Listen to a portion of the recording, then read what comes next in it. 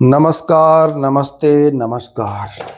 आ जाइए, जो हम 2225 क्वेश्चन का जो हम सीरीज चला रहे हैं, उसमें आज हम पहुंच गए हैं चैप्टर नंबर 12। देखिए, चैप्टर नंबर 12 और क्लास 9th ध्वनि पढ़ेंगे। ठीक है, उससे पूर्व में मैं आपको दिखा दूं पीडीएफ कि अगर आपके पास ये पीडीएफ नहीं है तो इसको ले सकते हैं आप, और जो भी क्वेश्चन कराऊं वो आप इससे अच्छे से समझ सकते हैं, पॉइंट को नोट कर सकते हैं, और परीक्षा जब आए तो आप 2-4 दिन में पूरे क्वेश्चन को आप रिवीजन करके एग्जाम के लिए एकदम बेहतरीन अपनी तैयारी को कर सकते हैं, मजबूत।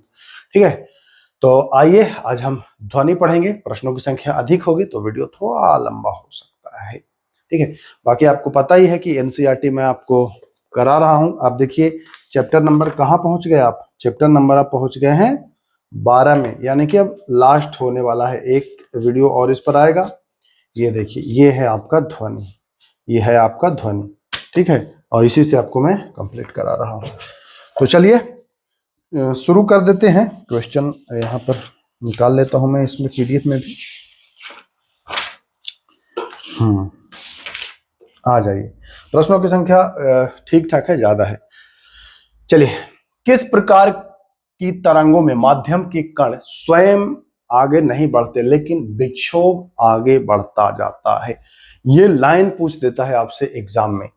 एग्जाम में आपसे लाइन पूछ देगा बिल्कुल हूबहू कि किस प्रकार की तरंगों में माध्यम के कण तो नहीं बढ़ते हैं, परंतु जो विक्षोभ होता है वो विक्षोभ ही आगे बढ़ जाता है।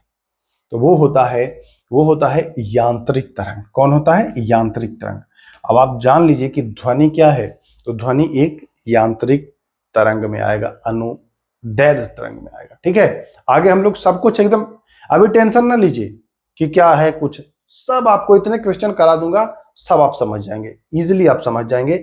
तो चलिए, क्या हो जाएगा? यांत्रिक तरंग। आइए, ध्वनि तरंगे किसके कारण अभिलक्षित होती है? मैंने बताया कि माध्यम के कण तो नहीं बढ़ते हैं, जो विक्षोभ होते हैं वो आगे बढ़ जाते हैं यांत्रिक तरंग में।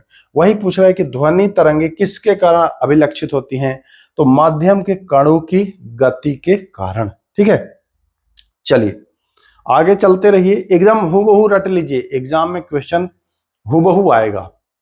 आइए, नीचे दिए गए कथनों पर विचार करें। ध्वनि तरंगे यांत्रिक होती हैं। आपको मैं अभी बताया कि ध्वनि जो है वो यांत्रिक तरंग का उदाहरण है। तो कहेंगे हाँ, ध्वनि तरंगे जो है वो यांत्रिक तरंगे हैं, बिल्कुल सही है। दूसरा है, ध्वनि के संचरण के लिए वायु सबसे सामान्य माध्यम है। जी, नॉर्मल जो सबसे सामान्य माध्यम है संचरण का वो वायु है। तो यहां पर दोनों सही हो जाता है। चलिए आइए, ये एनसीईआरटी का डाटा है, संदेह तो बिल्कुल भी नहीं करना है मेरे भाई। ध्वनि तरंगे किसके माध्यम से बनती है? ध्वनि तरंगे संपीड़न और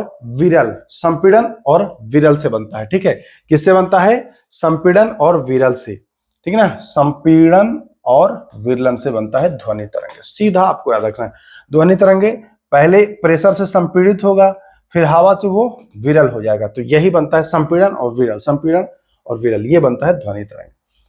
विरलन क्षेत्र में, विरल क्षेत्र में क्या होता है? संपीड़न में घना होगा, विरल में क्या होगा? तो विरल में कम घना होगा, यानी कि प्रेशर कम होगा, लो प्रेशर, निम्न दाब। ये प्रश्न जब एग्जाम में पूछेगा ना आपसे कि विरलन क्षेत्र में क्या होता है और संपीड़न क्षेत्र में क्या होता है, तो ये आपको ध्यान देना है। विरलन में होगा, विरल है यानी कि सघन नहीं है, तो वहां लो प्रेशर होगा। और जब संपीड़न पूछता संपीड़न क्षेत्र में, तो बता देते हाई डेंसिटी यानी उच्च घनत्व। ठीक, चलिए देखिए, किसी माध्यम में कणों का अधिक घनत्व, अधिक घना है यानी कि अधिक घना है, यानी कि वो क्या है भैया? वो अधिक घना है, अधिक दाब भी है, अधिक दाब भी है, और वो सघन माध्यम होगा। किसी माध्यम में कणों का अधिक घनत्व दर्शाता है हाई प्रेशर को। ठीक है, हाई प्रेशर को दर्शाता है, ध्यान रखिएगा। चलिए, ध्वनि का संचरण परिवर्तन के रूप में भी देखा जा सकता है। ध्वनि का संचरण घनत्व परिवर्तन के रूप में भी देखा जा सकता है। देखा ना आपने, अधिक घनत्व और कम घनत्व।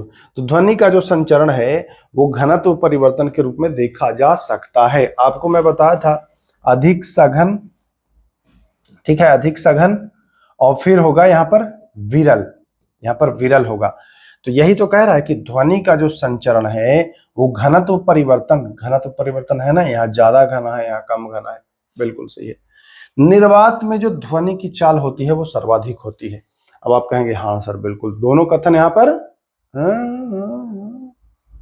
ध्वनि चलने के लिए माध्यम की आवश्यकता होती है, और आपको पता है कि निर्वात में कुछ है ही नहीं, तो निर्वात में कैसे चलेगा सर्वाधिक?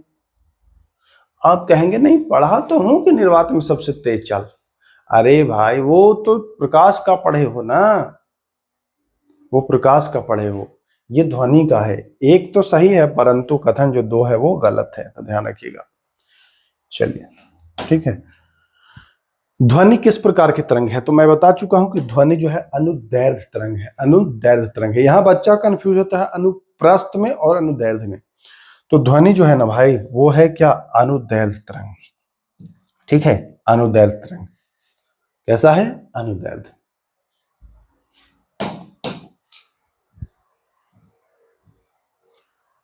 चलिए निम्न कथनों पर विचार करें। अनुदैर्घ्य तरंग में कणों का विस्थापन तरंग की दिशा के समानांतर होता है।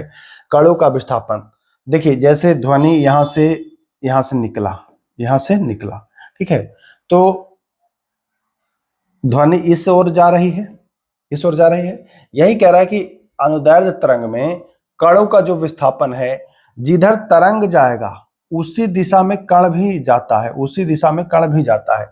तो ये इसके विस्थापन के समानांतर पैरेलल ही जाता है। अनुदैर्घ्य तरंग में हम ध्वनि का उदाहरण लिए हैं, तो ये देख रहे हैं कि कणों का जो विस्थापन हो रहा है वो तरंग की दिशा के समानांतर, मतलब जैसे तरंग वैसे ध्वनि। और अनुप्रस्थ में आप देखे होंगे कि ए ऐसे ऐसे जाता है, बढ़ना इधर है लेकिन ये ऊपर लंबवत जा रहा है, दोनों में फर्क होगा। इसमें आपको ऐसे ऐसे ऐसे ऐसे इसी दिशा में बढ़ेगा। इसमें क्या होगा कि बढ़ना इधर है बट पहले नीचे आएगा फिर ऊपर, ऐसे ऐसे करके बढ़ेगा, ऐसे ऐसे करके बढ़ेगा। तो अनुप्रस्थ में वो होता है, ये होता है अनुदैर्घ्य में। यहां पर आप देखिएगा, देखिए दोनों को आपको देख लेना है।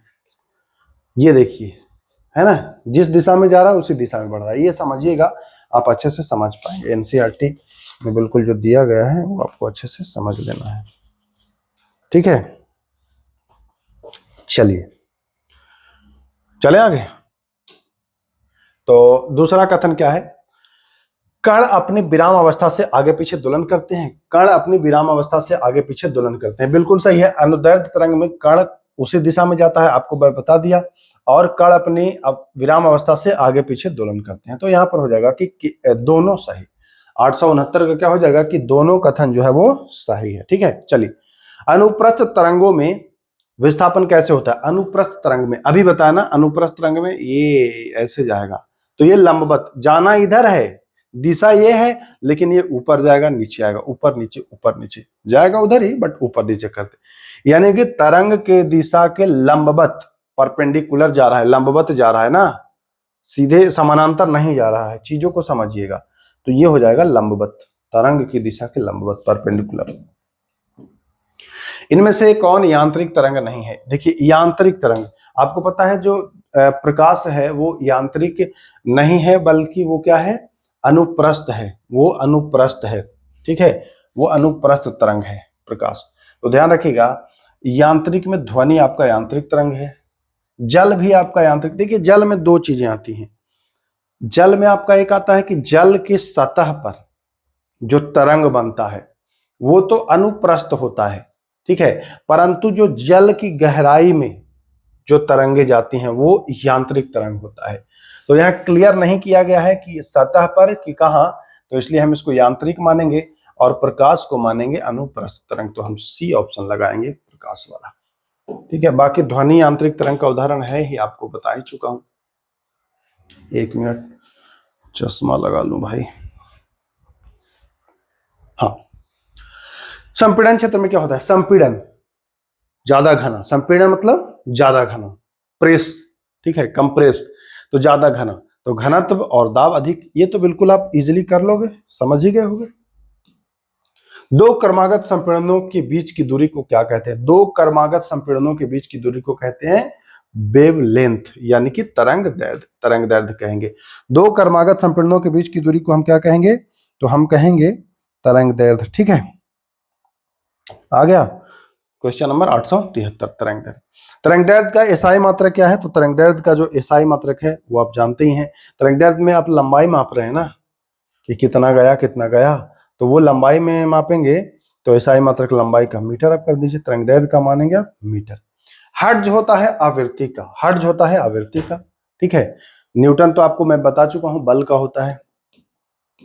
आवृत्ति का एसआई मात्रक तो ये हर्ट्ज होता है, ये सब आपको पहले से ही पता है। दो क्रमागत संपीड़नों को किसी बिंदु से गुजरने में लगा समय, टाइम पीरियड, यानी कि वो कहलाएगा आवर्तकाल। दो क्रमागत संपीड़नों को किसी बिंदु से गुजरने में लगा समय कहलाता है आवर्तकाल कहलाता है। आवर्तकाल और आवृत्ति का संबंध, तो आवर्तकाल और आवृत्ति का व्युत्क्रम होता है, तो ये v बराबर 1/t हो जाएगा। ठीक है, चलिए नीचे दिए गए कथनों पर विचार करें। उच्च आवृत्ति हाई फ्रीक्वेंसी की जो ध्वनि है उसमें अधिक संपीड़न गुजरते हैं। उच्च आवृत्ति की ध्वनि में अधिक संपीड़न गुजरते हैं, बिल्कुल सही है। उच्च आवृत्ति की ध्वनि में अधिक संपीड़न होते हैं। दूसरा, स्रोत जितनी तेजी से कंपन करता है आवृत्ति उतनी अधिक, यहां तो कम लिखा है लेकिन आवृत्ति उतनी अधिक होती है। आवृत्ति का मतलब सीधा आप ठेठ भाषा में समझिए कि ताकत। एक सेकंड में आप कितनी बार ऐसे दोलन कर सकते हो, वही आवृत्ति है। जो जितना ज्यादा बार दोलन कर सकता है ऐसे ऐसे, वो उसकी आवृत्ति अधिक होगी। ठीक है, तो ध्यान रखिएगा, स्रोत जितनी तेजी से कंपन करेगा तो आवृत्ति उतनी तेज होगी। यहां क्या दे दिया, यहां देगी कि कम होगी, तो ये तो गलत है ना। एक सही है परंतु दो गलत है। 878 का क्या है? मैंने बोला एक सही है परंतु दो गलत है। बिल्कुल सही बोला मैंने, एक सही है परंतु दो गलत है। और दो गलत केवल इसलिए है क्योंकि आवृत्ति कम कर दिया है। यदि किसी ध्वनि की आवृत्ति अधिक है तो उसका पिच भी अधिक होगा। आवृत्ति अधिक है तो पिच भी उसका अधिक होगा। ठीक है, आवृत्ति अधिक है तो पिच भी उसका अधिक होगा। ध्वनि की प्रबलता अथवा मृदुता किससे ज्ञात होती है? तो ध्वनि लाउडनेस यानी प्रबल है या मृदु है, तो ये इसके आयाम एम्पलीट्यूड से निर्धारित होता है। किससे होता है?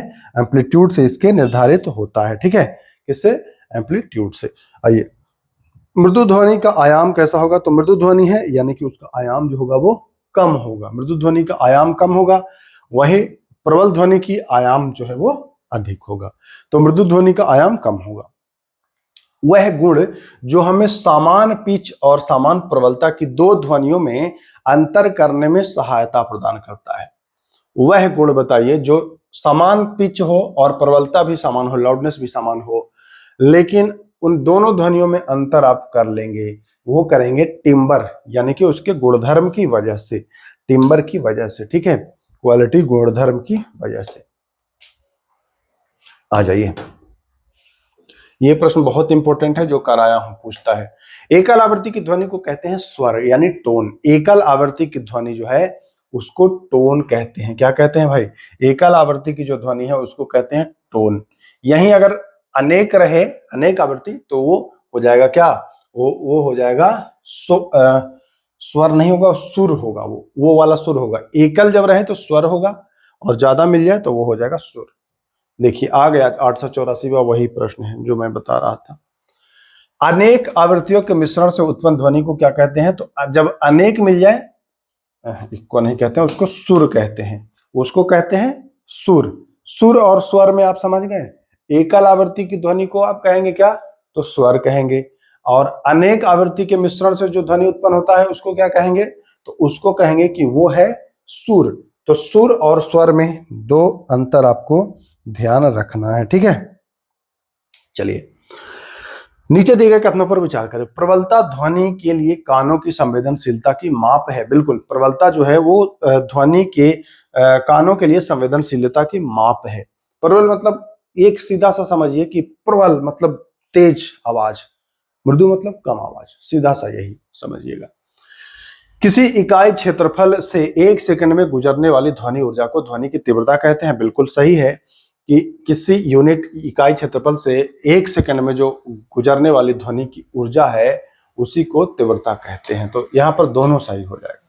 ठोस से गैस की अवस्था में ध्वनि की चाल, देखिए जितना ठोस जितना घना उतना ही चाल तेज, जितना विरल उतना ही चाल स्लो। तो कह रहा है कि ठोस से, ठोस है जैसे ये तो ठोस है, अब इसमें चाल ज्यादा रहेगा, वहीं अगर गैस में आप जाएंगे तो गैस में चाल क्या हो जाएगा, कम हो जाएगा। तो कह रहा है कि ठोस से गैस में जाने पर चाल क्या होगा, तो घटेगी, घटेगी। ठीक है, वही हाल टेम्परेचर पर होता है। ताप बढ़ने पर चाल भी बढ़ जाता है, ताप घटने पर चाल भी घट जाता है। तो ताप बढ़ने पर ध्वनि की चाल बढ़ जाएगी, विचार करना है। ध्वनि की चाल 25 डिग्री सेल्सियस पर 331 मीटर प्रति सेकंड है। दूसरा कह रहा है कि ध्वनि की चाल 25 डिग्री सेल्सियस पर 331 मीटर है। ठीक है, दूसरा कथन। ध्वनि की चाल 22 डिग्री सेल्सियस पर 344 मीटर प्रति सेकंड है। आप बताइए, ये प्रश्न तो फंसाने वाला आ गया भाई। 344 मीटर तो जानते हैं कि ध्वनि की चाल होती है 343 पॉइंट कुछ, यानी 344, परंतु ये तो नहीं जानते हैं कि सेल्सियस कितना, तापमान क्या होना चाहिए। एक चीज तो तय है, मैंने अभी क्या बताया कि तापमान बढ़ने से ध्वनि की चाल बढ़ती है। आपको पता है कि 1 डिग्री अगर बढ़ेगा, 1 डिग्री सेल्सियस बढ़ेगा तो जो है 0.61 मीटर प्रति सेकंड इसका जो चाल है वो बढ़ता है। तो 25 पर 331 है और 22 पर 344 है, यानी कि दोनों में से एक तो गलत है। 25 पर तो ज्यादा होना चाहिए इस हिसाब से, 22 पर अगर 344 है तो 25 पर तो ज्यादा होना चाहिए। ज्यादा होना चाहिए कि नहीं होना चाहिए, कहेंगे हाँ। तो 25 पर 331 नहीं होता है, 0 डिग्री सेल्सियस पर 331 होता है। अब आप इसको देख लेंगे कि 0 से 25 डिग्री आने में, सॉरी 22 डिग्री आने में अगर हम एक मतलब डिग्री में 0.61 बढ़ता है, 61 बढ़ता है, तो 22 में कितना बढ़ जाएगा, 22 में कितना बढ़ जाएगा, 22 में बढ़ जाएगा आपका लगभग 12-13 के आसपास, कहेंगे हाँ बढ़ जाएगा। तो पहला कथन गलत हो जाएगा, ध्यान रखिएगा। ध्वनि की चाल जो है वो 22 डिग्री पर 344 मीटर पर सेकंड तो है, परंतु 25 डिग्री पर क्या है, 25 डिग्री पर नहीं है। 0 डिग्री अगर रहता यहाँ तो 0 डिग्री पर सही होता। तो हमारा कथन 1 गलत 2 सही। ठीक, चलिए। बादलों की गड़गड़ाहट, बादल गरजता है, फिर पृथ्वी से टकराता है, फिर बादल से, फिर बार बार परावर्तन होता है। तो क्या होता है, परावर्तन, यानी कि बार बार परावर्तन। तो यानी कहेंगे रिपीटेड रिफ्लेक्शन ऑफ साउंड, यानी क्या हो जाएगा, ध्वनि का बार बार परावर्तन। ठीक। सभा भवनों में ध्वनि अवशोषक पदार्थ लगाए जाते हैं, बार बार टकरा के गूंजे ना, रीवाइब्रेशन से बचने के लिए, रीवाइब्रेशन अनुरणन से बचने के लिए। ठीक है।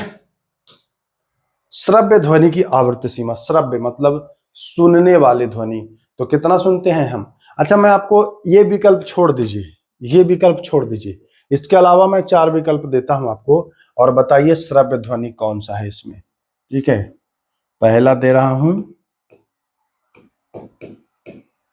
20 के हर्ट्ज से 20,000, ठीक है, हर्ट्ज। अब दे रहा हूं 20 हर्ट्ज से 20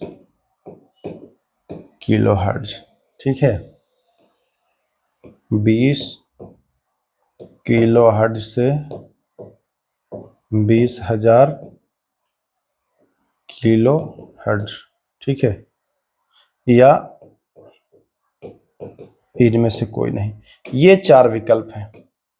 कौन कमेंट करेगा, कमेंट करिए, वो छोड़ दीजिए, वो ऑप्शन अलग है, ये ऑप्शन मैं दिया। ध्वनि, श्रव्य ध्वनि की आवृत्ति सीमा क्या है, कमेंट करिए। 4 विकल्प है, 20 के हर्ट्ज से 20,000 हर्ट्ज, 20 हर्ट्ज से 20 के हर्ट्ज, यानी 20 के हर्ट्ज से 20 के हर्ट्ज, और यानी कि नोट, अच्छा यहाँ 20 के हर्ट्ज लिख दिया हो ना, यहाँ 20,000 कर लो इसको। अब दे दो जवाब। अब दे दो जवाब, अब दे दो जवाब। सही आंसर क्या होगा कमेंट करिए। मैं देखना चाहता हूं कि कितने लोग अपनी बुद्धि विवेक का इस्तेमाल करते हैं ऐसे प्रश्न जब आ जाए तो आप अगर यहां आपसे पूछता तो आप तो क्या करते 20 से 20,000, तो यहां क्या लगाते 20 से 20,000 ऐसे लगा देते क्या, यही लगा देते क्या, कि ए लगाते, कि बी लगाते, कि सी लगाते, कि डी लगाते।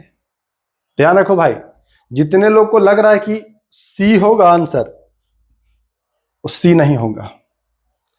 कुछ को लग रहा होगा बी होगा तो बी भी नहीं होगा। कुछ को लग रहा होगा कि ए तो होगा ही नहीं, ए ही होगा। कहेंगे हाँ 20 से 20,000 पढ़े हैं। अरे भाई 20 हर्ट्ज को 20 लिखोगे, 20 के मतलब ही 1000 है, किलो है ये, किलो 20 किलो यानी कि 20,000 हर्ट्ज है, तो यही है। तो ये भी नहीं होगा, ये 20,000 है, ये भी नहीं होगा। 20 हर्ट्ज से 20 के हर्ट्ज, ये वाला होगा बी। 20 हर्ट्ज से 20 के हर्ट्ज यानी कि 20,000 हर्ट्ज। तो ऐसे एग्जाम में पूछ सकता है, खाली रट लेने से नहीं होगा काम, खाली रट लेने से काम नहीं होगा, फंस जाएंगे। इनमें से कौन पराश्रव्य ध्वनि उत्पन्न करता है, तो डॉल्फिन करता है, चमगादड़ करता है, पोर्पाइस भी करता है, सभी करेंगे। इकोकार्डियोग्राफ में क्या होता है, तो इकोकार्डियोग्राफ में जो होता है वो अल्ट्रासोनिक साउंड का प्रयोग करके हृदय की छवि बनाने का प्रयास या बनाया जाता है। ठीक है, गुर्दे की पत्थरी, किडनी की पत्थरी तोड़ना है तो भी आपको अल्ट्रासोनिक वेव इस्तेमाल करके किया जाता है। किडनी की पत्थरी जो भी तोड़ना है तो उसमें पराश्रव्य यानी कि अल्ट्रासोनिक वेव का इस्तेमाल किया जाता है। बाह्य कण का भाग कौन है, बाह्य कण का जो भाग है वो है आपका, देखिए ये जो है हथौड़ा, अरे वो हथौड़ा नहीं, हथौड़ा, निहाई और रकाब, ये मिडिल कान का भाग है, मध्य कण का। बाह्य कण का भाग है कण पल्लव, पीना इसको कहते हैं। ठीक है, हथौड़ा, निहाई और रकाब मैं बता दिया, हथौड़ा निहाई और रकाब किसका भाग है, तो ये मैं बता दिया कि ये मध्य कान का भाग है। चलिए नीचे दिए गए कथनों पर विचार करें। तापमान बढ़ने से माध्यम के कण अधिक गति करते हैं, मैं बताया हूं तापमान बढ़ने से गतिज ऊर्जा बढ़ती है पहले ही।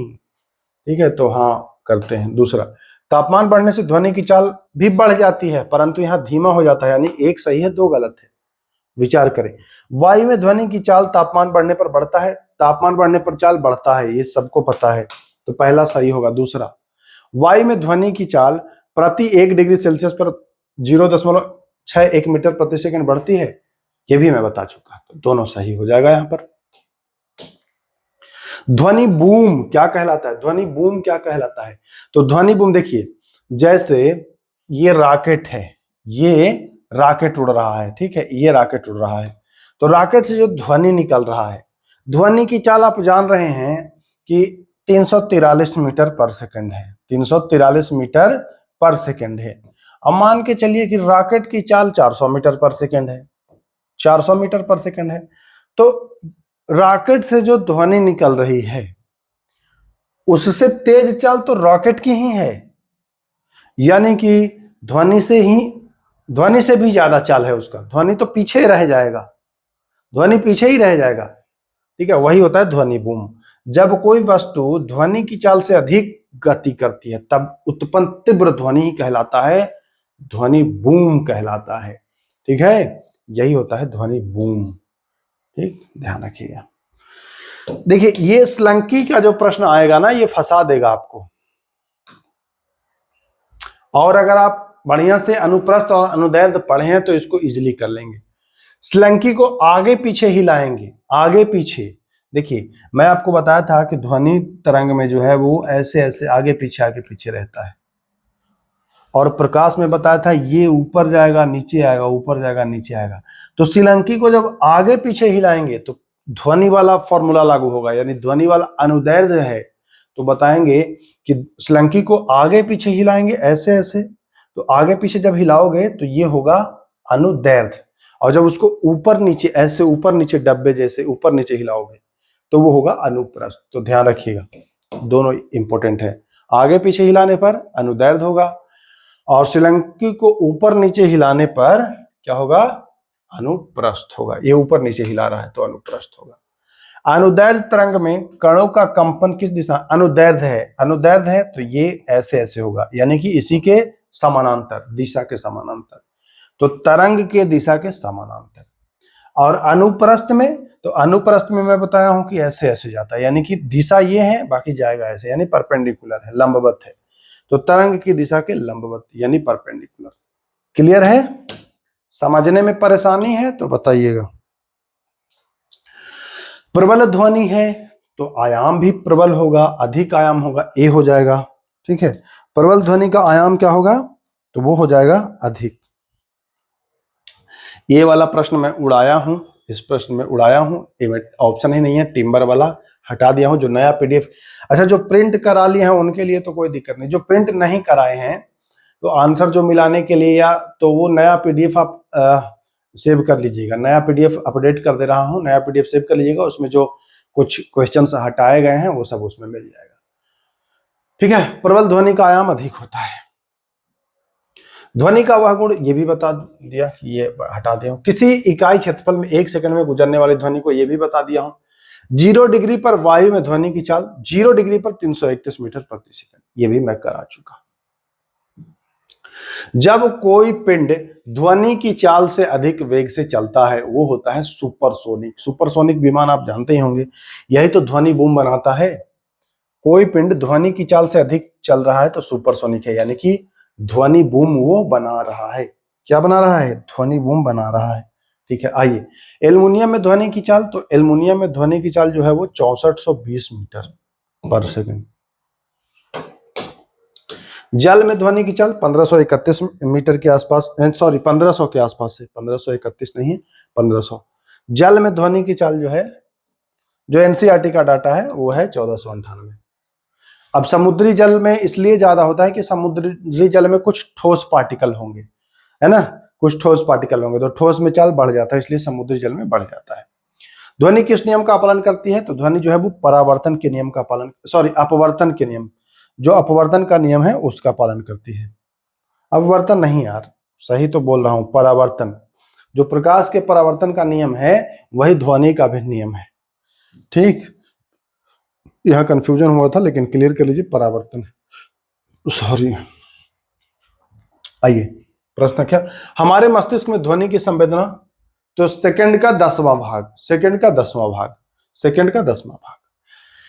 अब एक प्रश्न पूछता है कि इको सुनने के लिए, प्रतिध्वनि बोलने के लिए। अच्छा, गांव में आप लोग रहते होंगे तो कभी बचपन में देखा होगा कि कहीं बाहर गांव के निकल के आप कुछ बोलते हैं कुछ भी तेजी आवाज से, तो देखते हैं कि आपकी ही आवाज बाहर फिर आ जाती थी, रिटर्न आ जाती थी।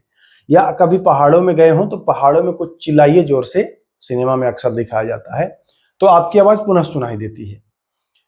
इसका 2-3 तरह से प्रश्न पूछेगा इससे संबंधित। पहला तो ये पूछेगा कि ये जो इको सुनने के लिए, प्रतिध्वनि सुनने के लिए दो ध्वनियों के बीच न्यूनतम समय अंतराल क्या होना चाहिए? तो आपके मस्तिष्क में सेकंड का 10वां भाग ध्वनि का संवेदना बना रहता है। ठीक है, तो ध्वनि का जब 1/10वां भाग खत्म होगा तभी दूसरी बार आप सुन पाएंगे। जैसे मैंने कुछ बोला, वो टकरा के 1/10 सेकंड के पहले ही अगर आ गया तो मैं सुन नहीं पाऊंगा, क्योंकि अभी तो हमारा जो बोला हूं वही वाला चल रहा है। वो टकरा के आया तो कैसे मैं सुन पाऊंगा? नहीं सुन पाऊंगा। तो इसलिए प्रतिध्वनि सुनने के लिए दो ध्वनियों के बीच न्यूनतम जो समय अंतराल है वो होना चाहिए सेकंड का 10वां भाग। अब दूरी पूछता है कि इको सुनने के लिए न्यूनतम दूरी क्या होनी चाहिए? तो दूरी आप कैसे ज्ञात करिएगा? आप 1/10वां भाग से पहले आप सुन नहीं सकते हैं, तो कम से कम सेकंड के 1/10वें भाग में जितनी दूर ध्वनि दूरी तय करेगी वही दूरी होनी चाहिए। नहीं समझे आप? समझ लीजिए फिर से। जैसे देखिए, यहां से आप बोल रहे हैं, यहां से आप बोल रहे हैं, ये दीवार है, ये दीवार है। अब ये दीवार अगर 5 मीटर पर ही है, ये दीवार, या 10 मीटर पर ही दीवार है, तो नजदीक में बोलिए तो आपकी आवाज नहीं वापस आएगी, नहीं आएगी ना। क्यों नहीं आती है?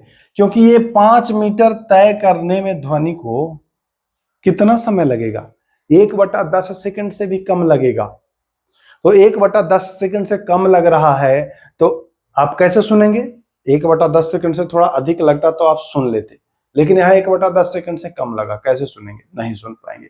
तो इसलिए दो स्थानों के बीच की जो दूरी है ना, वह कम से कम 17.2 मीटर होना चाहिए। आप कहेंगे 17.2 मीटर कैसे बता रहे हैं? अगर ध्वनि की चाल 334 मीटर प्रति सेकंड है तो 1/10 सेकंड में तो 33 मीटर आना चाहिए। तो देखो भाई, अगर इको कराने के लिए यहां से आप बोल रहे हैं 17.5 मीटर पर कोई है, तो ध्वनि जाएगा 17 सेकंड में 17 मीटर, और आएगा भी तो 17 मीटर, यानी 34 मीटर हो ही गया सेकंड के 10वें भाग में। तो इसलिए वो 17.2 मीटर होता है। फिलहाल आप इतना याद रखिए कि प्रतिध्वनि सुनने के लिए समय अंतराल 1/10 सेकंड और दूरी जो है वो 17.2 मीटर। ध्वनि की तीव्रता का SI मात्रक क्या है? देखिएगा, ये जो क्वेश्चन आपको दिया था पीडीएफ, उसमें शायद आंसर डेसिबल दे दिया गया है, बट ध्वनि की तीव्रता का जो मात्रक है ना, वो है वाट प्रति वर्ग मीटर। ध्यान रखिएगा, बदल लीजिएगा इसको, वाट प्रति वर्ग मीटर होगा। ध्वनि की तीक्ष्णता किस पर निर्भर करती है? यानी कि ध्वनि का जो पिच है, पिच किस पर निर्भर करता है? तो जो ध्वनि का पिच है वो उसके फ्रीक्वेंसी यानी कि इस पर आवृत्ति पर निर्भर करता है। ध्वनि का जो तीक्ष्णता यानी पिच, ये तो बता ही चुका हूं। ध्वनि का लाउडनेस, प्रबलता, ये बता चुका हूं। एम्पलीट्यूड यानी आयाम पर निर्भर करता है। हाइड्रोजन में ध्वनि की चाल, तो हाइड्रोजन में ध्वनि की चाल कम ही है। हाइड्रोजन में जो ध्वनि की चाल है वो है आपका कितना है? लगभग 1300 के आसपास है, यानी कि 1284 मीटर।